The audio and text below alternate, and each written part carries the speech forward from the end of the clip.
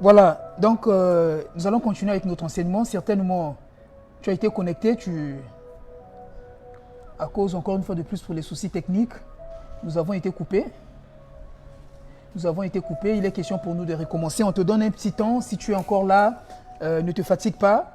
C'est des bons moments que nous sommes en train de passer, indépendamment de notre volonté. Tu peux toujours partager. Je peux toujours partager rapidement avant que nous puissions reprendre. Donc là où nous sommes arrêtés pour continuer. Voilà, notre enseignement. Est-ce que tu peux encore partager? On te donne un petit temps. Tu peux partager ou bien aimer autour de toi. Qui doivent suivre. Comme je l'ai dit tout à l'heure, c'est la bénédiction. Il ne faut pas que tu la vives seule. Tu dois la partager à d'autres personnes autour de toi. Tu peux partager rapidement. Nous t'attendons rapidement. Partage avant que nous puissions continuer. Nous avons dit, nous sommes en train de parler du choix. Et il est important aujourd'hui de parler du choix parce que après des moments que nous venons de passer, les moments difficiles que l'Église a vécu, que l'humanité a vécu, donc les moments de confinement, il est question pour chacun de nous donc de redémarrer à zéro, de recommencer avec les activités. Il faut faire les choix, et ces choix impliquent un certain nombre d'éléments que nous allons aborder tout au long de cet enseignement. Tu peux encore partager, on t'attend rapidement. Tu peux inviter une autre personne, partager, pour ne pas que tu passes donc à côté. Pendant que tu partages, on va parler et tu peux passer à côté. Donc on attend que tu partages et quand tu vas revenir, nous allons continuer à parler, à partager la parole de Dieu. Voilà, donc nous étions en train de dire il faut pour nous refaire des choses et pour refaire les choses, donc il nous faut des choix impérieux, des choix importants, des choix, j'ai envie de dire capitaux, des choix capitaux de la vie à faire. Amen. Les choix auxquels tu n'auras pas forcément, comme je l'ai dit tout à l'heure, l'assentiment de toutes les personnes qui sont autour de toi. Les choix qui seront difficiles pour certaines personnes à accepter. Les choix qui seront difficiles pour certaines personnes autour de toi à t'encourager. Mais il va falloir que tu fasses les mêmes choix. Et je disais tout à l'heure, je pense là donc à cet homme qui a un emploi stable. Et à cause de ces temps de confinement, à cause de cette pause que l'humanité a vécue, et cet homme a compris qu'il est temps pour lui de se lancer dans l'entrepreneuriat. Mais ce n'est pas facile de convaincre ta femme, bien que c'est ton allié de tous les jours. C'est ta partenaire, ta première partenaire dans le travail que tu dois faire. Mais il faut que tu arrives à la convaincre. Donc c'est un choix à faire. Un choix de quitter un emploi stable pour se lancer dans une aventure entrepreneuriale. Et je pensais là, comme je disais aussi à cet enfant qui a déjà fait 2 ans, 3 ans, 4 ans d'études.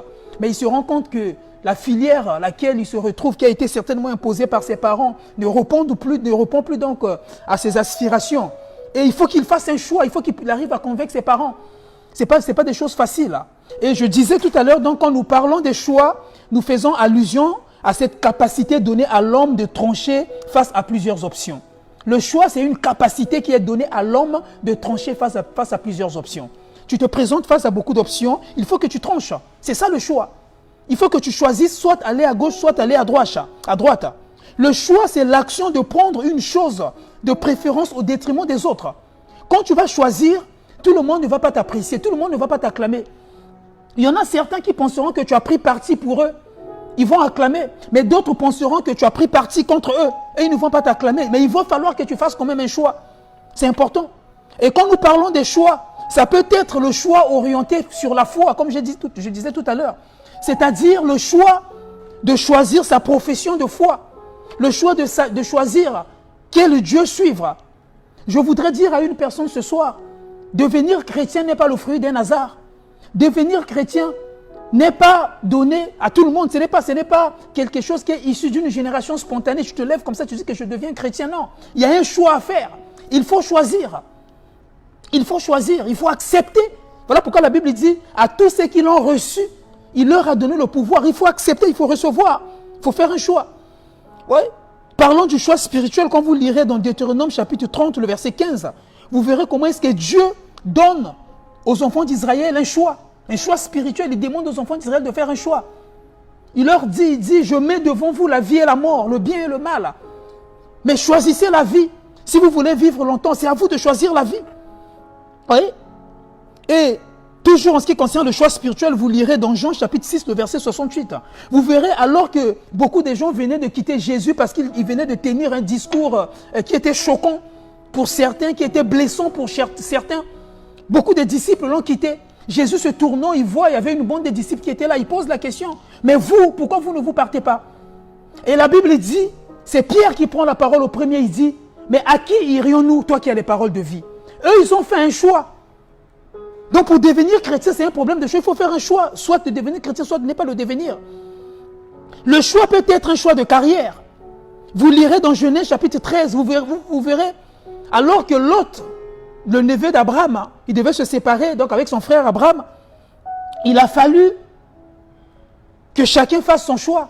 Mais Lot a fait un choix, malheureusement, qui était basé sur ce qu'il voyait.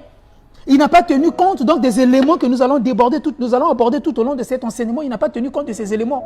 Il a fait un choix qu'il pensait judicieux. Mais il est arrivé à un moment donné, Lot a regretté ce choix. Voilà pourquoi il est important pour nous, même pour la carrière professionnelle, même pour l'option de formation, même pour le commerce, même pour les affaires. Enseigner l'Église sur le choix. On est des enfants de Dieu, on ne devrait pas faire n'importe quoi.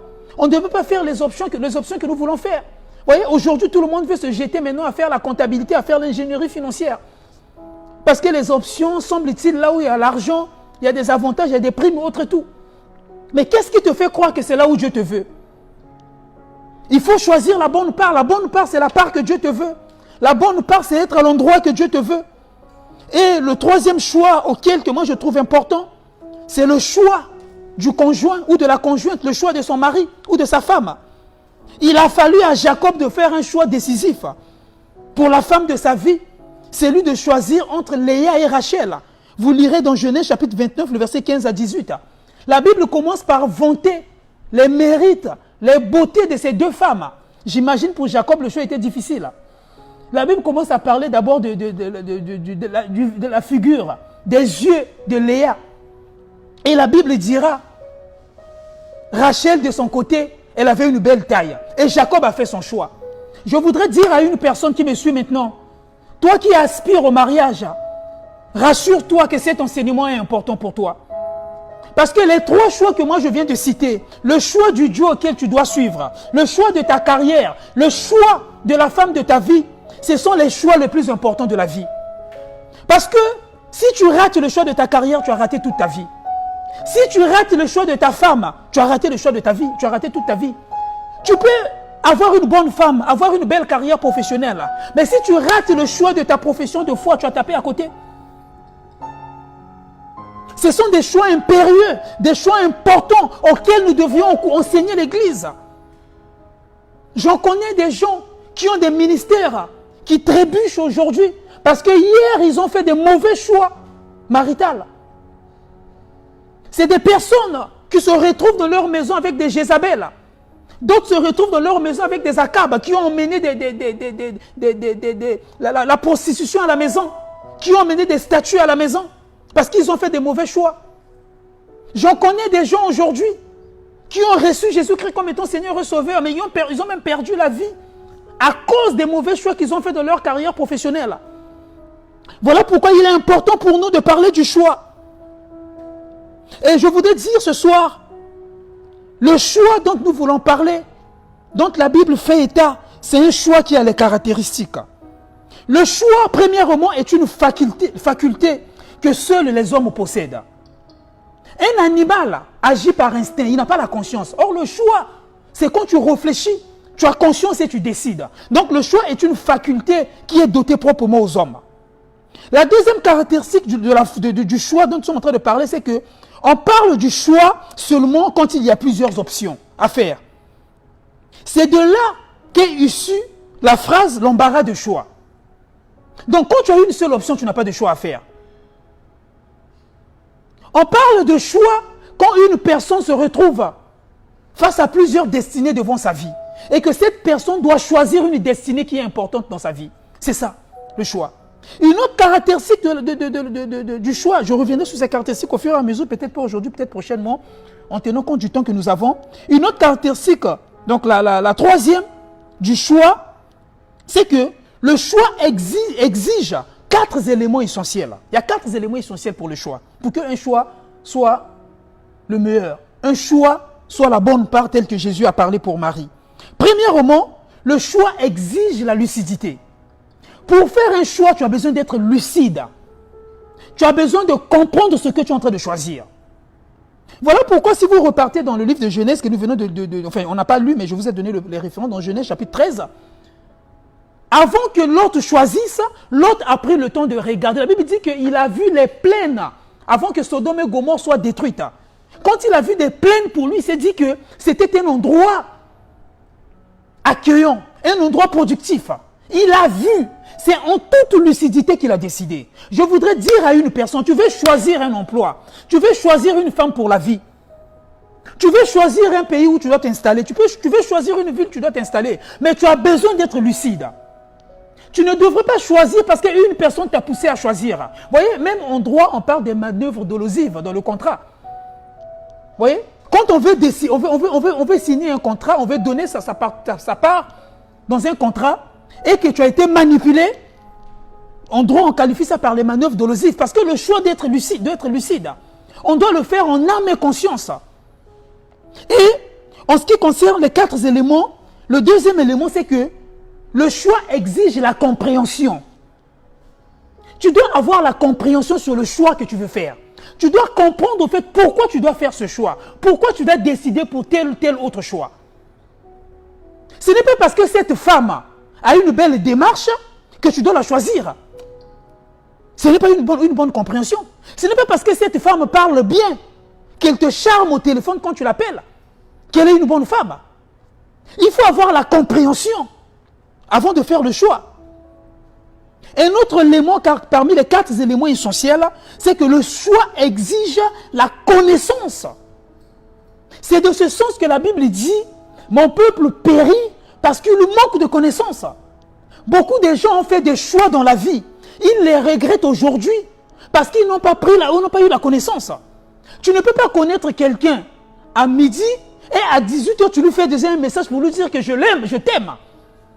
Comment est-ce qu'en quelques fractions de secondes, tu peux aimer une personne? Tu ne connais pas quelqu'un. Voilà pourquoi moi, je suis partisan des personnes qui encouragent les jeunes qui veulent se marier d'être d'abord amis. La personne qui doit être ta femme, tu dois la connaître. La personne qui doit être ton mari, tu dois le connaître, tu dois la connaître. Il faut d'abord que ce soit quelqu'un avec qui vous partagez, vous échangez. Ce n'est pas que quelqu'un est venu chez toi à 20h et le lendemain matin à 18h, tu te maries. Non, tu dois connaître la personne. Le choix exige la connaissance. Avant d'accepter une offre d'emploi, d'aller dans une entreprise, tu as besoin de connaître ce qui se passe dans cette entreprise. D'avoir les informations de ce qui se passe dans cette entreprise. Et le dernier élément essentiel en ce qui concerne le choix, c'est la révélation. Le choix exige la révélation. La révélation, nous la cherchons dans la profondeur avec le Seigneur. J'y reviendrai tout à l'heure. Malheureusement, nous avons des gens aujourd'hui qui se marient par beauté sans avoir la révélation de Dieu. Je ne dis pas que c'est Dieu qui venait te dire « Un tel, prends cette femme-là, c'est la femme. » Dieu peut le faire. Mais tu as un choix à faire. Tu emmènes ce choix devant Dieu. Et tu présentes ce choix à Dieu. C'est à Dieu de te dire « Oui, prends cette femme ou ne prends pas cette femme. » Il peut te le dire audiblement, en l'écoutant parler. Il peut passer par un homme de Dieu. Il peut passer par un songe. Il peut passer par des actes. Il peut passer par des preuves. Mais il faut la révélation avant de t'engager sur les décisions importantes de la vie. Alléluia. Alors, je vais revenir sur le texte que nous venons de partager tout à l'heure dans Luc chapitre 10.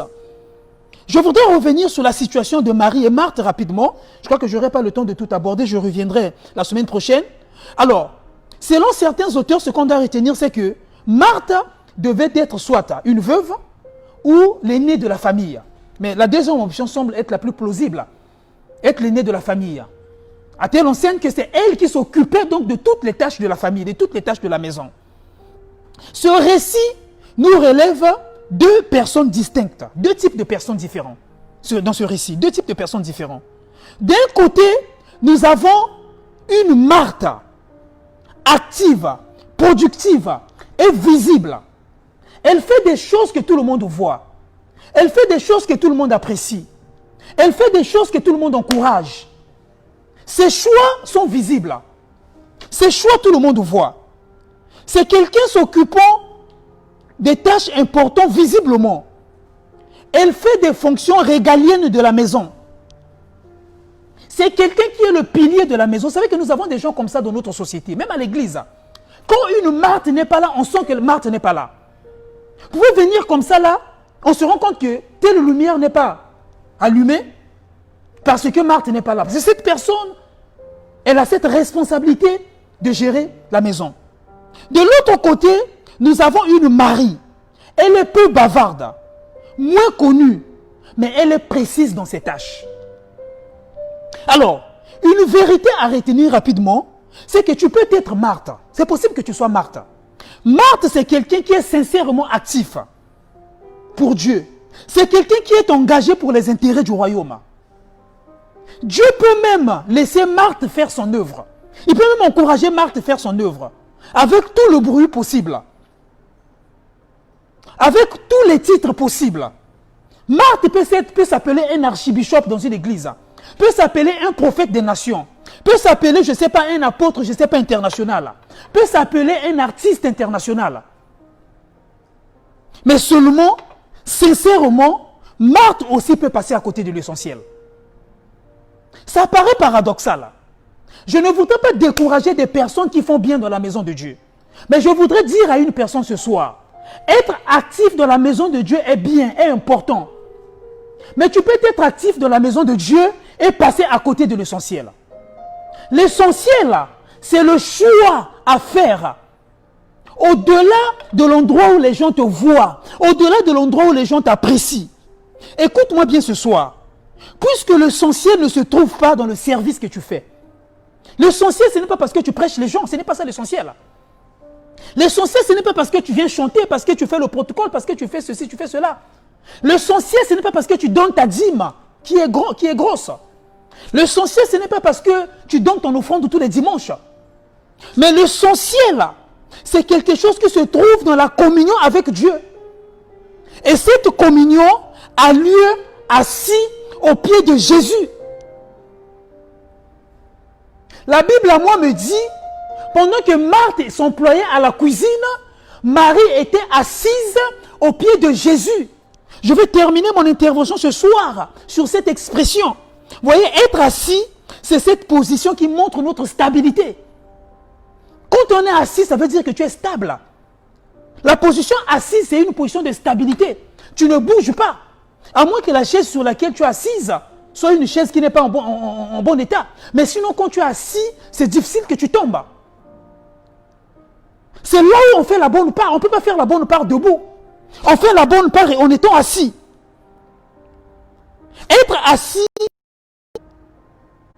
c'est une position, comme j'ai dit, de stabilité. Alors, pour faire un choix, tu as d'abord besoin d'être stable. Tu as d'abord besoin d'être assis. Tu as premièrement besoin d'être stable spirituellement.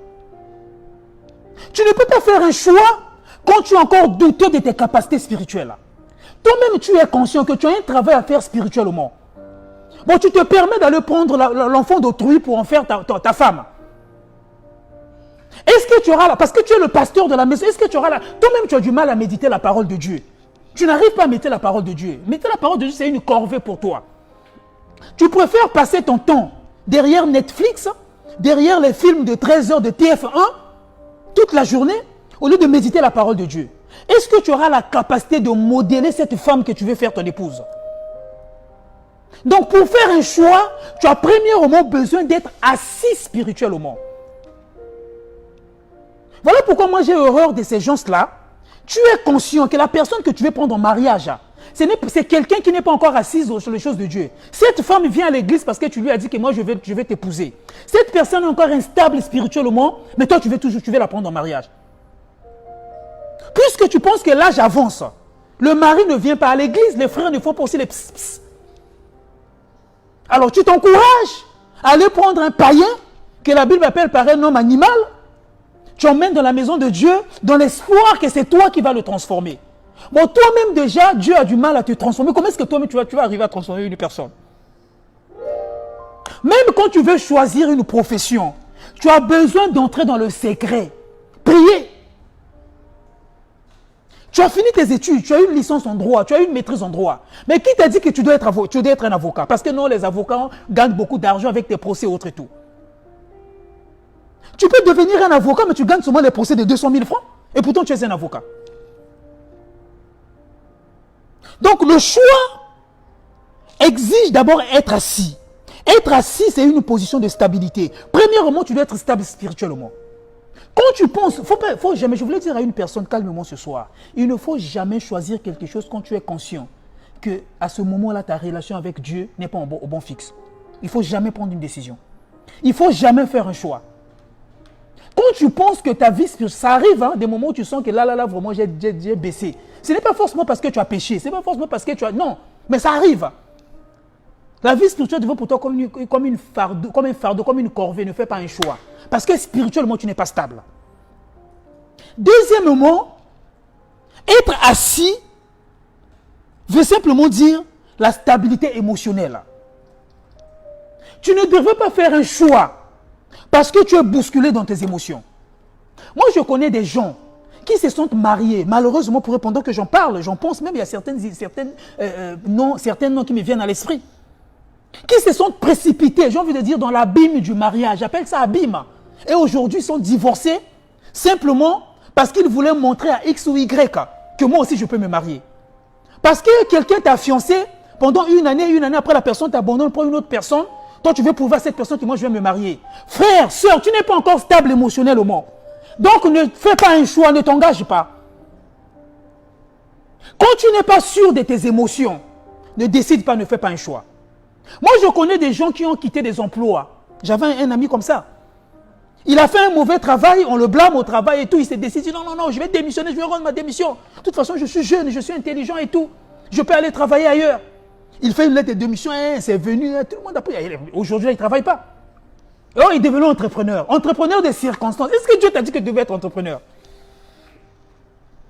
Donc, la deuxième condition, en ce qui concerne le choix, il faut le retenir, c'est la stabilité émotionnelle. Tu ne peux pas faire un choix si tu n'es pas émotionnellement stable. Vous voyez, dans l'amour, c'est une expression que Gary Chapman, et c'est un auteur chrétien, qui utilise beaucoup plus dans son livre, il utilise cette expression dans son livre Les langages d'amour, il parle des béquilles affectives. Une béquille affective, c'est quoi? Ouais, une personne qui, parce que les nuits sont devenues longues, donc il dort à 22 h, il se réveille à 1 h, il met la main comme ça, là, le lit est grand, il met la main comme ça, le lit est grand, il n'y a personne, et tout. Il se rend compte qu'il en manque. Alors, il va maintenant chercher quelqu'un auprès de qui il va cacher maintenant ses affections, sa tristesse, quoi. C'est vrai, l'apôtre Paul dit, si tu te brûles, marie-toi. Mais ce n'est pas la première raison fondamentale pour se marier. Mais il y a des missions qui existent. Tu peux être comme moi, tu te retrouves à l'étranger, tu laisses ta femme ailleurs, comment est-ce que tu vas faire? Alléluia. Donc, ce n'est pas parce que émotionnellement tu as des difficultés que tu dois faire un choix. Moi, je connais des gens, parce qu'ils ne dorment plus bien, ils ont quitté la maison de Dieu pour aller voir un papa nganga. Parce que la nuit, il s'est réveillé, sursauté, là, il a fait un mauvais rêve, il s'est... Non, moi là, il faut que j'aille me voir un 10 heures de bonne aventure.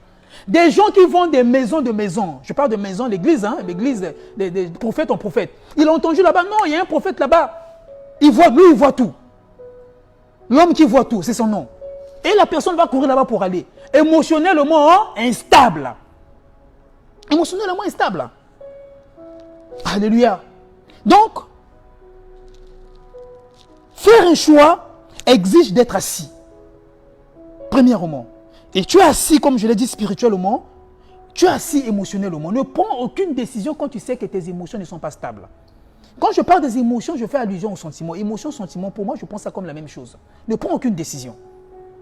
Parce que la décision, retiens-le, les décisions que tu es en train de prendre aujourd'hui, les choix que tu es en train de faire aujourd'hui, influenceront ta vie de demain. Nous sommes le résultat des choix que nous sommes en train de faire aujourd'hui. Rien dans la vie est un hasard. Tout ce que nous faisons sont des conséquences des choix que nous avons faits. Alors, le troisième élément auquel exige la stabilité avant de faire un choix, c'est la stabilité financière. Pour faire un choix, tout type de choix, tu dois être stable spirituellement, c'est l'élément le plus important. Avoir une bonne relation avec Dieu, il va t'inspirer, tu auras une révélation. Être stable émotionnellement, parce qu'il arrive des moments où tu as la révélation, mais tes émotions te déstabilisent. Tu dis, oh non, j'ai 2 cœurs. Il y a un cœur qui dit, mais si tu as 2 cœurs, tu es devenu fantôme. Oh non, j'entendais un cœur qui me disait, non, va à gauche. Un autre cœur qui me disait, va à droite et tout. Mais tu es devenu un fantôme. Tu n'as pas 2 cœurs. Tes émotions sont instables. Ressaisis-toi et reviens à l'essentiel. Tu n'es pas un fantôme, tu es un humain. Le choix doit être rationnel et non émotionnel. Il faut être stable émotionnellement pour faire un choix. Et un troisième élément, c'est les finances. Il faut être stable financièrement pour faire un choix. Bon, toi là, même à la maison, quand on te donne la nourriture, pour acheter manioc là, il faut que la grande sœur te donne 100 francs pour aller acheter 2 nzenga chez la maman qui vont en Côte qui me suit au Congo. Nzenga, c'est les morceaux de manioc. Il faut que tu te donnes pour aller acheter 2 morceaux de manioc. Et tout. Mais tu veux quand même avoir fiancé. Bon, tu vas donner quoi à la fiancée? Quand tu penses que tu veux t'engager dans une relation de mariage, mais il faut savoir que le fiancé exige l'aide de beauté. Nous les hommes, tu peux te taper 1 mois, tu ne mets pas l'aide de beauté. Hein. Tu finis comme ça le même savon lequel tu as utilisé et tout. Tu mets ce mot comme ça, bon, ça passe quoi et tout. On n'a pas besoin de ça. L'homme peut se coiffer 1 fois le mois. Hein. Mais la femme, chaque mois, elle exige une coiffe.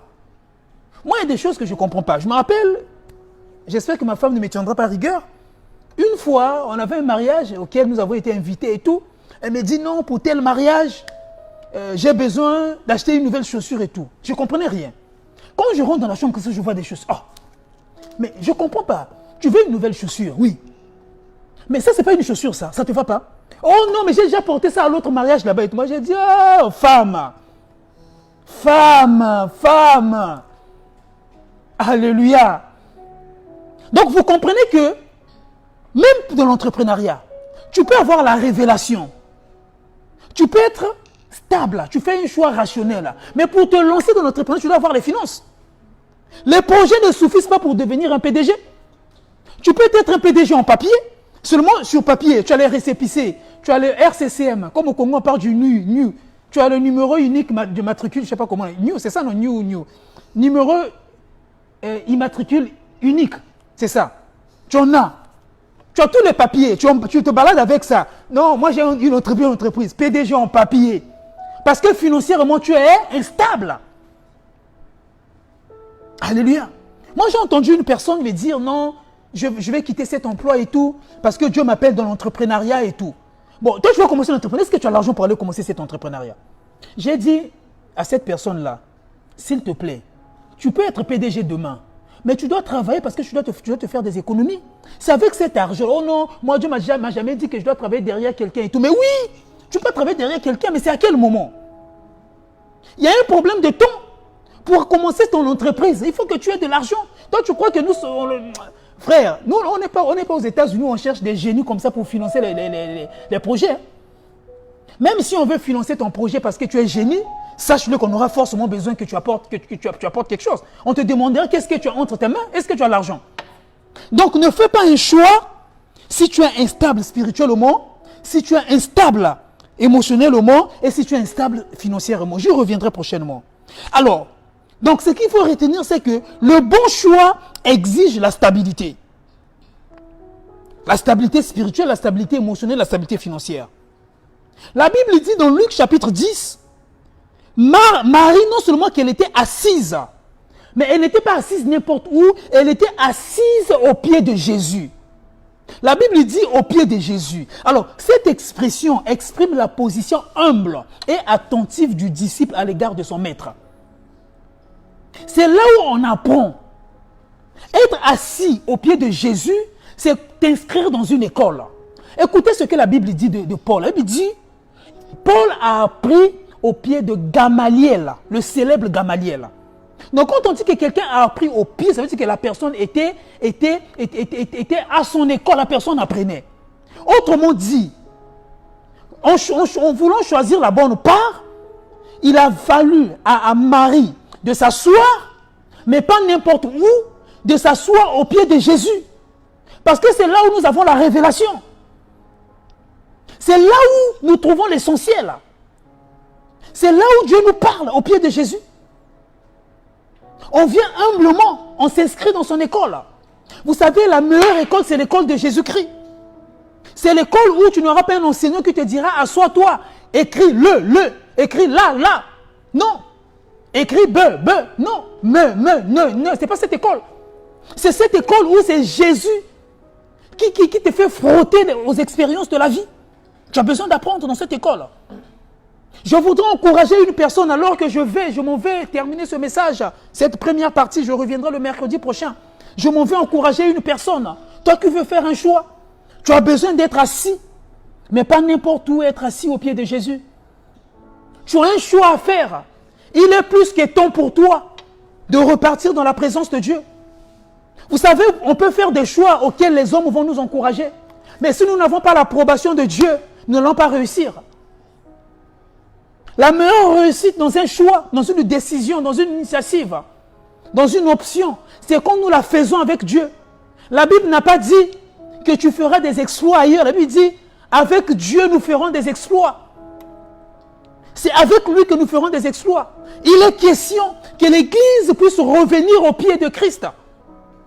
Il est question que l'Église revienne là où nous devions apprendre, là où nous devions écouter. Jésus dit à Marthe, toi tu t'inquiètes pour beaucoup de choses, mais sache-le que Marie a choisi la bonne part. Parce que Marie était assise, elle était stable et elle était au pied du Maître. Je ne sais pas, est-ce que tu es assis, tu es stable financièrement? Tu peux être stable financièrement pour te marier, tu as déjà assez d'argent, je connais ce frère. Lui, il n'a jamais reçu une liste de dot, mais il a déjà l'enjunga ma famille. Il a déjà tous les articles qu'on demande pour le mariage. Mais est-ce que tu es assis spirituellement? Est-ce que tu es assis émotionnellement? Tu peux être stable, tu peux être assis financièrement, émotionnellement, spirituellement. Mais est-ce que tu es au pied de Jésus-Christ? Est-ce que tu jouis d'une bonne relation avec Dieu? Je voudrais t'encourager à la prière maintenant. On va prendre peut-être 5 minutes avant que nous terminions. Si tu peux t'incliner dans la prière là où tu es avec moi, pendant que cette mélodie va passer, tu peux commencer à prier. Nous voulons dire à Dieu de nous emmener. Alléluia. Présente-toi à Dieu maintenant, dis-lui. Peut-être que tu es instable émotionnellement, tes émotions ne sont pas stables. Tu ne sais pas là où mettre ton pied. Certainement, tu aimes la beauté de Jeanne. Tu apprécies la démarche d'Annick. Mais tu aimes la façon de parler de Dorcas. Tu ne sais pas quelle femme prendre pour épouse. Tu es instable émotionnellement, mais demande à Dieu de te soutenir. Certainement, tu veux t'engager dans une activité, dans un commerce, mais tu n'es pas stable financièrement. Demande à Dieu de pourvoir. Il peut te rendre stable financièrement. Tu peux dormir et te réveiller comme ça. Un financement vient des États-Unis, tu ne le sais pas. Demande simplement à Dieu. Certainement, spirituellement, tu n'es pas assis. Tu n'es pas stable spirituellement. Demande cela à Dieu. Dis, Seigneur, rends-moi stable spirituellement.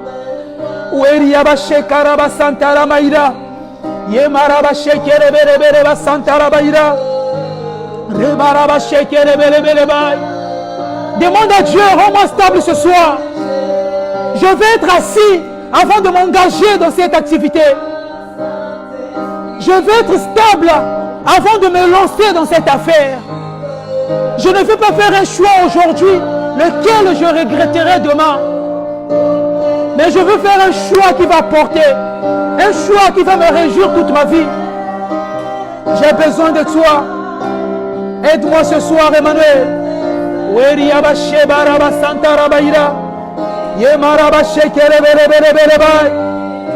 Aide-moi ce soir, Emmanuel. Aide-moi ce soir, Emmanuel. J'ai besoin de toi. Alléluia. Je veux prier pour une personne ce soir. Moi, je veux prier pour toi. Que tu demeures au pied de Jésus. C'est à ses pieds là où nous avons la vie. C'est à ses pieds où l'eau coule de façon intarissable. Je prie que Dieu te ramène à ses pieds. Toi qui étais loin, tu étais loin. Tu étais affairé à la cuisine. Tu étais affairé aux choses importantes. Mais tu n'étais pas à l'essentiel. Je prie que Dieu te ramène à l'essentiel. Je prie que Dieu te ramène à ce qui est nécessaire. C'est que être à ses pieds. Seigneur, merci parce que tu ramènes une personne aux pieds de Jésus ce soir. Merci parce que tu ramènes une personne à l'essentiel ce soir. Gloire et louange à toi, Adonai. Au nom de Jésus. Amen. Amen. En tout cas, nous bénissons le Seigneur. Tu peux acclamer le Seigneur là où tu es, depuis chez toi à la maison. Nous acclamons le Seigneur. Et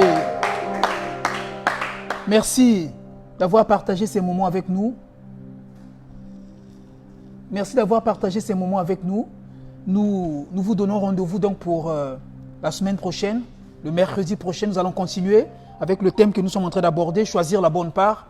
Et certainement le mercredi prochain, ça serait le dernier jour sur ce thème. On va prendre juste 2 mercredis et nous reviendrons avec des exemples pratiques, sur ce thème. Assurément, Dieu te fera encore du bien le mercredi prochain. Et n'oublions pas, nous vous donnons rendez-vous le dimanche prochain pour notre culte. Pour ceux qui sont sur place ici à Dakar, le premier culte, nous avons modifié légèrement nos heures de culte. Le premier culte commence à 9h30 au lieu de 10h comme nous commençons habituellement, de 9h30 donc à 11h, ce premier culte. Et le deuxième culte, ça serait de 11h15 à 12h30. Mais pour ceux qui ne sont pas sur place à Dakar, tâchez d'être connectés avec nous à partir, je crois, de 10h. 10h, nous aurons aussi un bel enseignement à partager avec vous. En tout cas, que Dieu te bénisse là où tu es. Merci de passer ces bons moments dans la présence de Dieu. Merci beaucoup.